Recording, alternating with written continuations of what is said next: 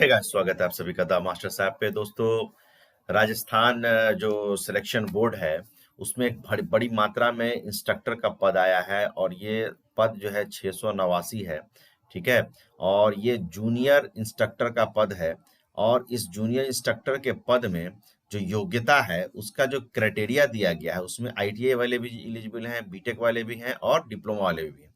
लेकिन उसकी कंडीशंस क्या है, किन किन आधार पे, किन किन कंडीशंस पे ये लोग एलिजिबल हैं, उसको हमें देखना है इस वीडियो में।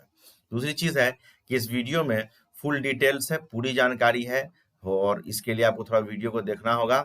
ये पूरी जानकारी इसमें दी गई है, या मैं बताने जा रहा हूँ कि इस फॉर्म को, इसके लिए नंबर ऑफ पोस्ट कितना है, दूसरा कि किस ट्रेड में कितना पोस्ट है, तीसरा कि क्वालिफिकेशन क्या होगा, और उसके बाद इसके लिए जो है एग्जाम जो होगा वो किस तरीके का एग्जाम होगा, उसके बाद फॉर्म कहाँ से अप्लाई होगा, ये हम सब जानकारी देखेंगे। लास्ट डेट क्या होगा, ये सारी जानकारी हम लोग इस पूरे वीडियो में देखने जा रहे हैं। चलिए स्टार्ट करते हैं हमारा वीडियो। दोस्तों देखिए, राजस्थान कर्मचारी चयन बोर्ड जयपुर में ये 5 मार्च को ये लेटर निकाला गया था। ठीक है। इसमें क्या है कि जो कनिष्ठ अनुदेशक, जिसको जूनियर इंस्ट्रक्टर बोलते हैं हिंदी में, इंग्लिश में सॉरी, जूनियर इंस्ट्रक्टर, ठीक है, इसका भर्ती है जो ऑनलाइन एप्लीकेशन के माध्यम से आमंत्रित किया गया है। इसमें जो पोस्ट है, एक है कनिष्ठ अनुदेशक जूनियर इंस्ट्रक्टर कंप्यूटर प्रयोगशाला, जिसको आईटी बोलते हैं। ठीक है। कनिष्ठ अनुदेशक रोजगार योग्यता कौशल जिसको बोलते हैं उसमें है। और कनिष्ठ अनुदेशक अभियांत्रिकी ड्राइंग यानी इंजीनियरिंग ड्राइंग में है। और कनिष्ठ अनुदेशक कार्यशाला गणना एवं विज्ञान, जिसको हम लोग वर्कशॉप कैलकुलेशन एंड साइंस भी बोलते हैं। ठीक है। तो अब देखिए यहाँ पे इसमें जो है टोटल सीट जो है कंप्यूटर वाले में 202 है, और जो रोजगार योग्यता कौशल उसमें 128 है, इंजीनियरिंग ड्राइंग में 100 है, और सबसे ज्यादा जो है विज्ञान workshop and calculation and science में आपको 219 है। टोटल 679 जो है पद यहाँ पे निकाला गया है। अब इसमें क्या है कि ऑनलाइन एप्लीकेशन जो है आपको भरना है, और आप जो फॉर्म में भर दीजिएगा उसको फिर सुधार करने का कोई मौका आपको नहीं दिया जाएगा। ऑनलाइन एप्लीकेशन फॉर्म के लिए आपको कहाँ जाना होगा, तो यहाँ पे इन्होंने डिटेल दे रखा है कि ऑनलाइन एप्लीकेशन फॉर्म के लिए आपको जाना होगा इस वेबसाइट पे। ठीक है। और वहाँ पे रिक्रूटमेंट एडवर्टीजमेंट पे आप क्लिक करेंगे, वहाँ पे ऑनलाइन लिखा आएगा और फिर वहाँ से आप फॉर्म को प्रॉपरली आप भर सकते हैं। ठीक है। चलिए आगे की डिटेल हम देखते हैं। आगे की डिटेल इसमें जो है सत्यापन वगैरह का दिया हुआ है, इसको आप डाउनलोड करके पढ़ सकते हैं। मैं बताऊंगा कहाँ से डाउनलोड करना है। ठीक है। और दूसरा चीज है कि अगर आपके पास आधार कार्ड नहीं है तो उम्मीदवार उसके लिए जो है निर्धारित सहमति घोषणा करनी होगी। आधार कार्ड तो सबके पास होता है, किसी एक विकल्प का चयन करके कि मूल प्रमाण पत्र हो किसी चीज का, जैसे 10th का हो, कहीं से भी आप इस्तेमाल कर सकते हैं। तो ये सब डिटेल आपको पढ़ना होगा। मैं जो इम्पोर्टेंट चीज है वो मैं आपको बता देता हूँ। ठीक है। बाकी जो डिटेलिंग्स हैं वो आप इस स्क्रीन को पॉज करके भी पढ़ सकते हैं और डाउनलोड करके भी पढ़ सकते हैं। ठीक है। इसमें ये एक बार ये पंजीकरण शुल्क है, मतलब एक बार आपको पंजीकरण करना, रजिस्ट्रेशन करना, उसके लिए 400 रुपया आपको लगेगा। 400 रुपीज रखा गया है, और 600 रुपया रखा गया जनरल वालों के लिए। जनरल और पिछड़ा पिछड़ा वर्ग के लिए 600, और जो राजस्थान के नॉन क्रीमिनल शेयर में आते हैं उसको 400, और ये सब के लिए 400 है। ठीक है। अगर आप राजस्थान के बाहर वाले हैं तो आपको 600 रुपया लगेगा। चलिए, अब उसके बाद इसमें जो है डिटेलिंग दिया हुआ, किस तरीके से रिजर्वेशन दिया गया है, ये सब आप अपना देख सकते हैं। इसको मैं डिटेलिंग में बताने नहीं जा रहा हूँ, ये आप आराम से इसको डाउनलोड करके आराम से पढ़ के देख सकते हैं। मैं इंपॉर्टेंट चीजें आपको समझा देता हूँ, जहाँ पे आपको ये डिटेल्स, एक इंपॉर्टेंट नोटिफिकेशन मिल जाए कि कहाँ पे क्या हमें जानना है। ठीक है। अब उसके बाद ये सारी चीजें जो हैं यहाँ पे भूतपूर्व सैनिक के लिए क्या है, वो सारी चीजें दी हुई है।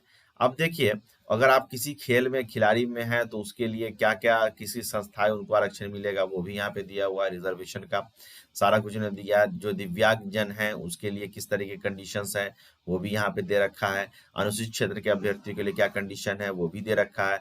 मतलब किसी चीज को छोड़ा नहीं। अब आइए वेतनमान की बात करते हैं। वेतनमान जिसको बोलते हैं पे, तो राज्य सरकार जो है 7वें वेतनमान के अनुसार आपको देगा, और पे मैट्रिक्स जो होगा लेवल 10 का होगा। ठीक है। और उसके बाद बाकी जब बढ़ता रहेगा उसमें इसमें यह है कि जो भर्ती हो रही है उसमें ट्रेनी जो होगा उसके दौरान मासिक जो है वो आपको एक फिक्स करके दिया जाएगा। उसका जब आपका जो है ट्रेनिंग पीरियड खत्म हो जाएगा तो फिर आपको सैलरी जो लेवल यहाँ पे दिया 7वां वेतनमान और पे लेवल 10 उसके हिसाब से मिलेगा। अब शैक्षणिक योग्यता की बात करते हैं तो सबसे पहले शैक्षणिक योग्यता हम कंप्यूटर वाले में देख लेते हैं। तो दोस्तों कंप्यूटर वाले में देखिए कि सबसे पहला दो कंडीशन है, दो कंडीशन। पहला कंडीशन है शैक्षणिक। शैक्षणिक ये होना चाहिए कि सेकेंडरी शिक्षा से किसी केंद्रीय राज्य बोर्ड से पुरानी स्कीम के अधीन सेकेंडरी होना चाहिए, मतलब 10वीं पास होना चाहिए आपको। सेकेंडरी शिक्षा से किसी केंद्रीय यानी कि जैसे कि सीबीएसई हो गया, आईसीएसई बोर्ड हो गया, या राज्य बोर्ड जैसे कि जिस राज्य के आप रहने वाले उस राज्य से 10+2 स्कीम के अधीन सेकेंडरी 10+2 आप किए हुए हो तो भी चलेगा। इस दोनों में से कोई एक, पहला। दूसरा, तकनीकी में क्या होना चाहिए? तकनीकी में कि किसी मान्यता प्राप्त विद्यालय या बोर्ड से व्यवसाय में स्नातक ग्रेजुएशन या कंप्यूटर विज्ञान या अभियंत्रिकी इंजीनियरिंग, ठीक है, या प्रौद्योगिकी में स्नातक या कंप्यूटर एप्लीकेशन में स्नातक जिसको एडीसी पीजीडीसी बोलते हैं, पीजीडीसी है, या कंप्यूटर एप्लीकेशन में स्नातक होना चाहिए।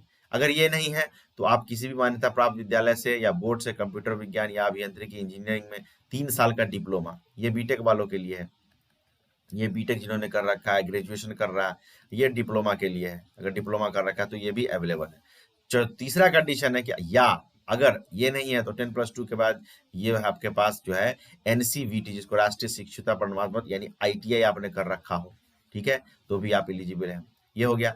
अब गांव में बोल रहा है अनुभव, अनुभव के बारे में बात की जा रही है। तो अनुभव के बारे में देख लीजिए कि किसी उद्योग या किसी सरकारी विभाग में किसी अध्यापन पद पर जो है आपको अनुभव होना चाहिए। जैसे मान लीजिए किसी विद्यालय बोर्ड में 1 साल का होना चाहिए, या 2 साल का। अगर डिप्लोमा किए तो 2 साल का, इंजीनियरिंग या ग्रेजुएशन है तो 1 साल का, आईटीआई ट्रेड में है तो 3 साल का। समझ में आया?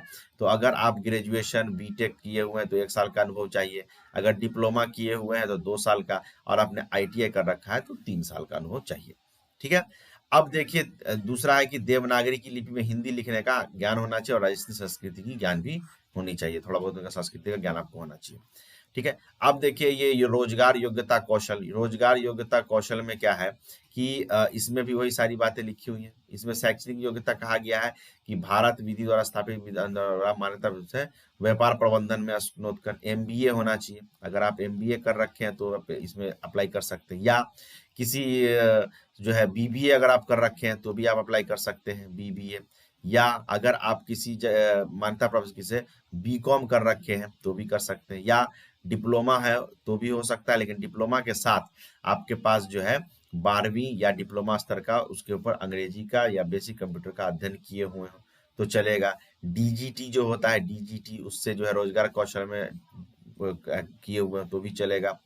तो ये सारी है, और इसमें भी वही सारा चीज है। इसमें भी जो अनुभव मांगा गया है वो 2 साल का मांगा गया। अगर एमबीए की है, बीबीए की भी तो 2 साल का, यानी 2 साल का आपको एक्सपीरियंस चाहिए। नेक्स्ट है कनिष्ठ अनुदेशक अभियंत्रिकी ड्राइंग यानी कि इंजीनियरिंग ड्राइंग के लिए।